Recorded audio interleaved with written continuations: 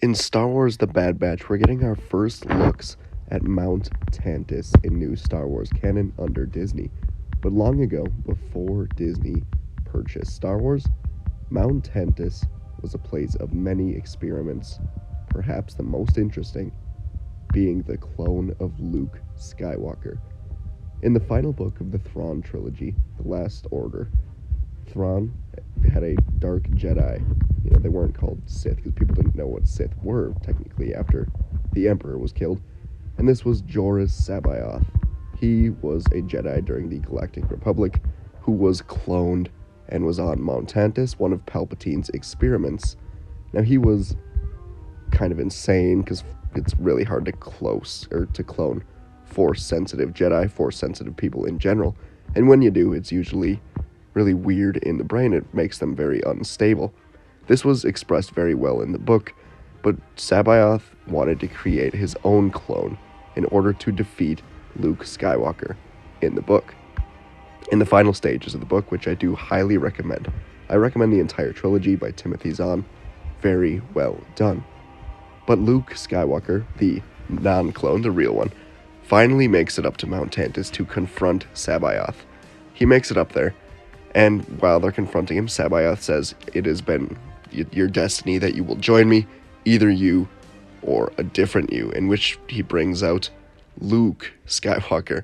Now, the name isn't very creative, it's just Luke with two U's, Luuke, but of course it shocks the real Luke, and the woman with him, Mara Jade, shocks them both, and Luke has to take him on, he has to fight him, and it's a very interesting fight, because Luke, in these books, he doesn't know how to be a Jedi yet. He doesn't understand when and when not to kill, when to not fight exactly, which he, grasps later on.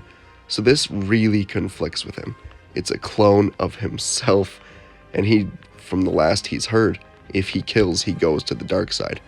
And this clone is out for blood. This clone it doesn't care. It's a clone, it's in the dark side, completely corrupted by C'baoth, doesn't really even have its own thoughts. It's just being kind of controlled, manipulated, all of the above. So Luke and Luke, the clone, fight each other for a long battle. Luke unable to kill the clone, largely because of his own mental block, because the clone is him, and they're making the same moves to each other.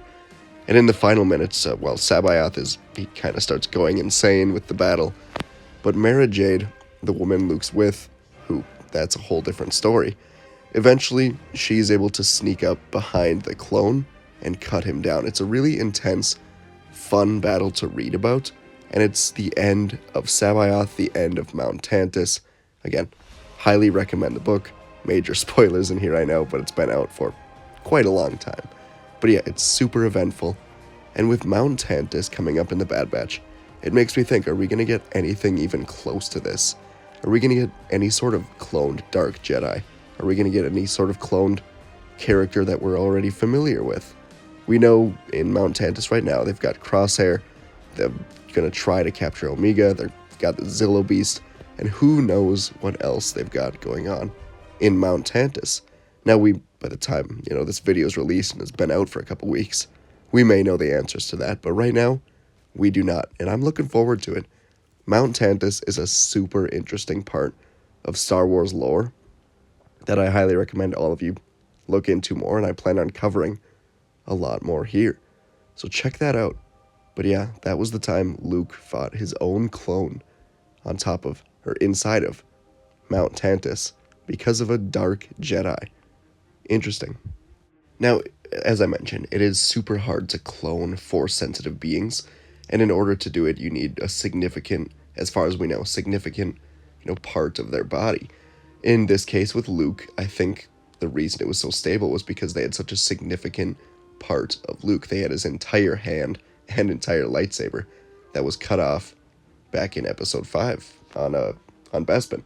So that's how they did it. They were able to find that, clone it from there. Super interesting plotline. And yeah, I love how it played out. They did it super well. Hope they can execute it well in the Bad Batch and future Star Wars projects. Thanks for tuning in. Subscribe. Leave a like. Thank you.